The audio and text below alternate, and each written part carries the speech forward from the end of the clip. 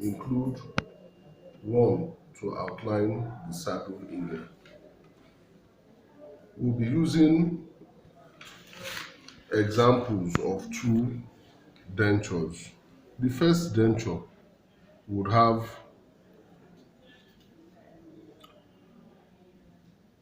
5, 6, 6, 7 on the upper jaw missing, and the second denture will have 5, 6 missing in the lower jaw.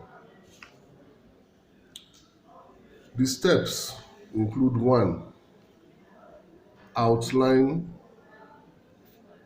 saddle area. 2, plan for support. 3, plan for retention. 4, plan for anterior-posterior bracing. 5, plan for lateral bracing. And finally, join all components.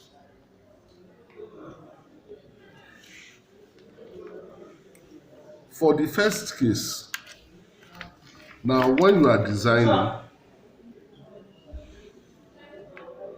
you are drawing like as if you are looking at the metal framework of the denture from on top as it is sitting on a cast in the mouth.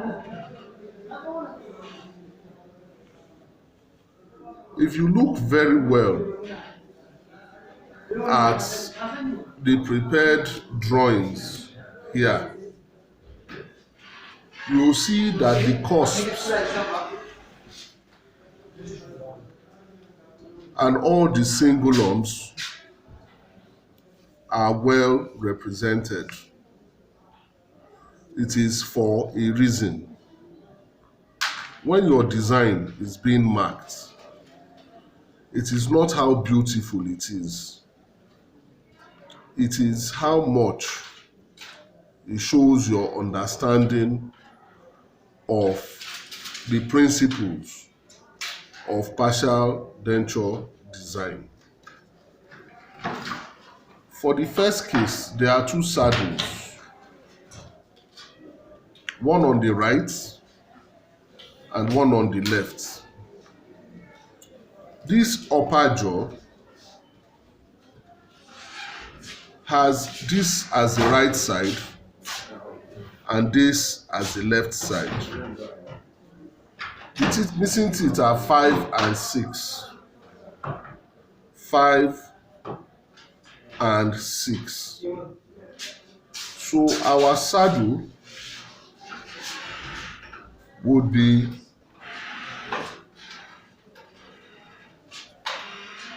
drawn in this kind of manner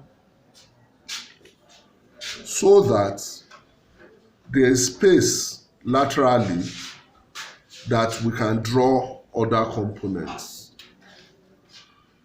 This one has 6 and 7.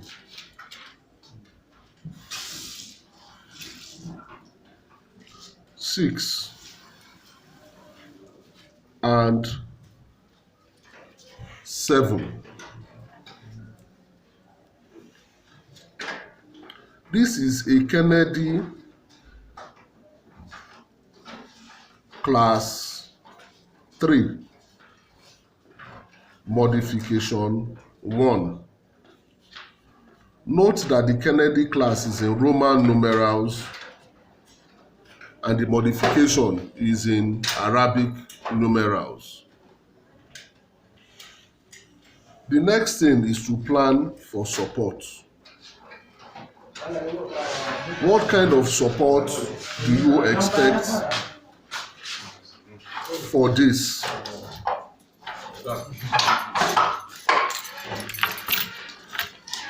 Both of these saddles have teeth bordering them both anteriorly and posteriorly. So this must be a tooth-borne denture that we are trying to draw. How do you get tooth support? With an occlusal rest. So there will be an occlusal rest here. Notice that I'm not putting a dot. I am drawing a triangle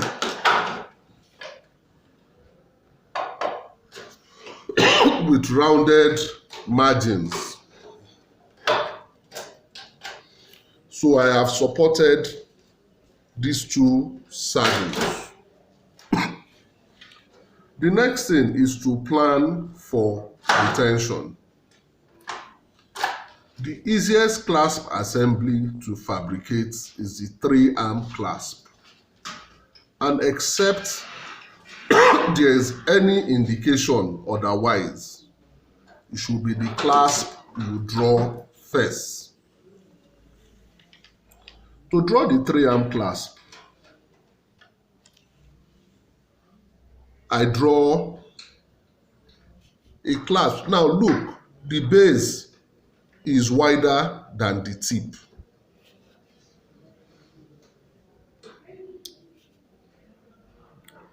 The same thing here, because the tip of the retentive arm should be thinner so that it can be flexible. Now look at what I'm going to draw for the reciprocal arm. What I'm drawing for the reciprocal arm is almost of equal thickness. Notice that I am not drawing lines. I am drawing solid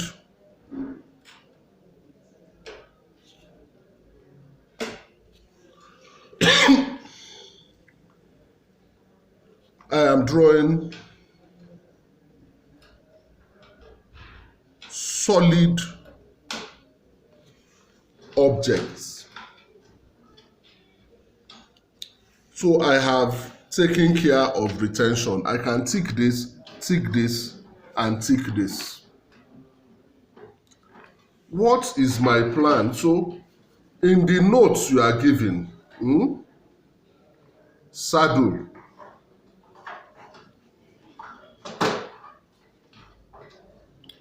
because you are supposed to write notes in this aspect of this sheet. Support, occlusal rest on whatever, tooth-borne support.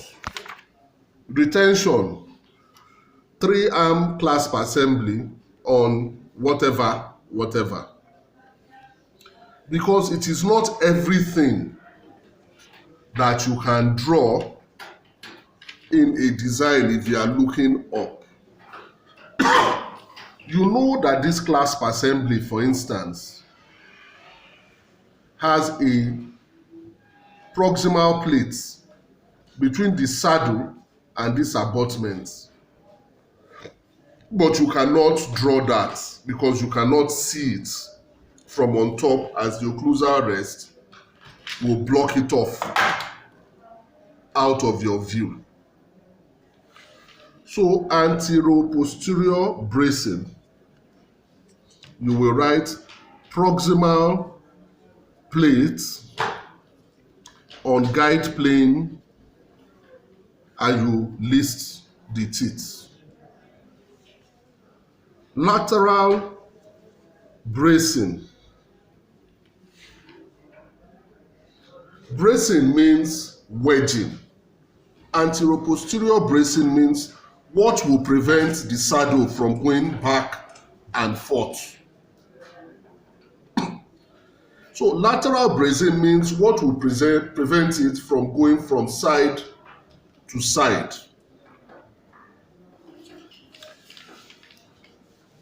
This reciprocal arm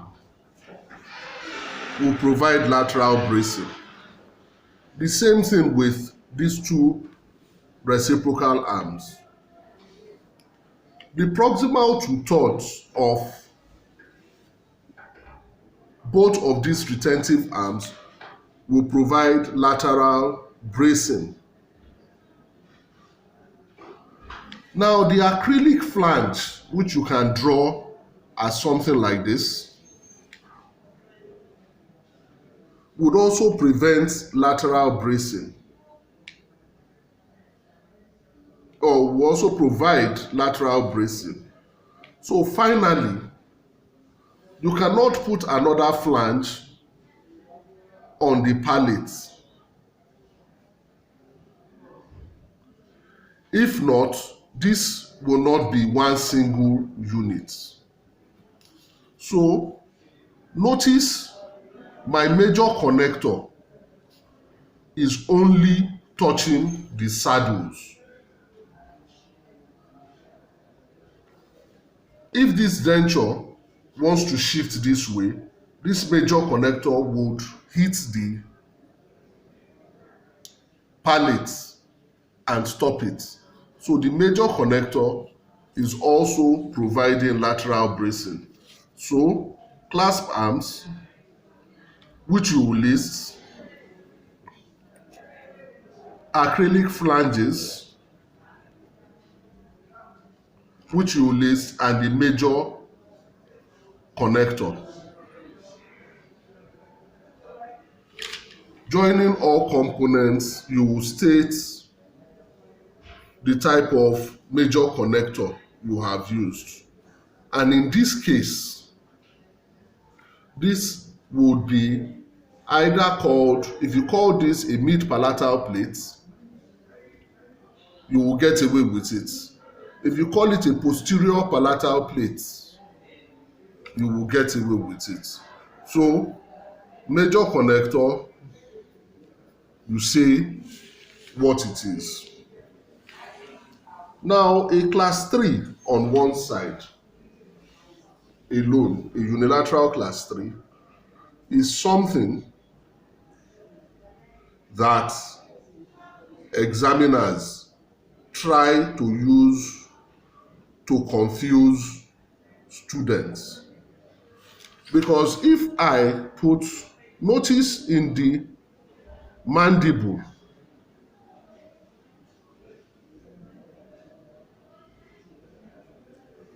notice that I have made the lingual side of my drawing of the saddle a bit thicker.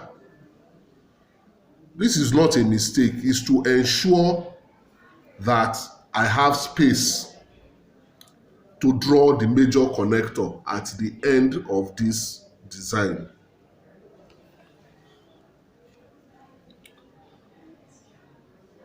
I support with occlusal rest. I put my retentive clasp arms. Now, in this case, this clasp assembly here, if I put a 3-arm clasp and the person has a very broad smile, everybody will see the clasp in the mouth. So rather than draw this, I can draw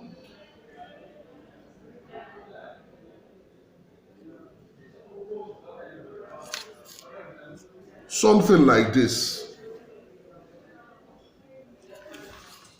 I hope you realize that the tip is thinner.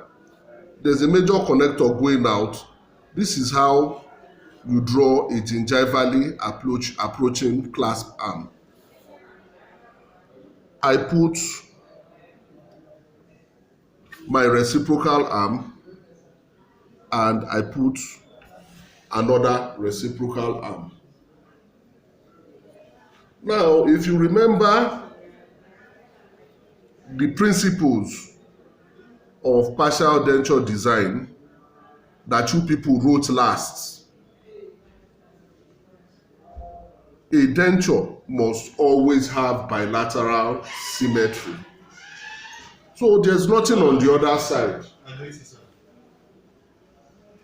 It's alright. What's the problem? This guy there, Dean. Dean? Yeah. Now, between 5 and 6, I have put a saddle here, 5 and 6. I can go to the other side and put an embrasure clasp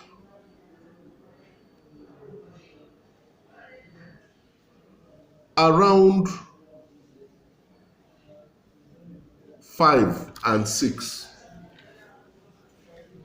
Now, I have a choice of major connectors to use. But like I told you, at your level, the assumption is that everything is perfect. So I will use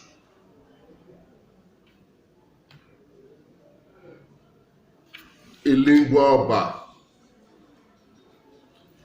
Notice that there's clear space. Anybody can see that there's space here. If I was going to use a plate, this is what I will draw. And if I'm using a plate, there will be no need for a reciprocal arm on this tooth and on this tooth because the plate will provide reciprocation. Pause it.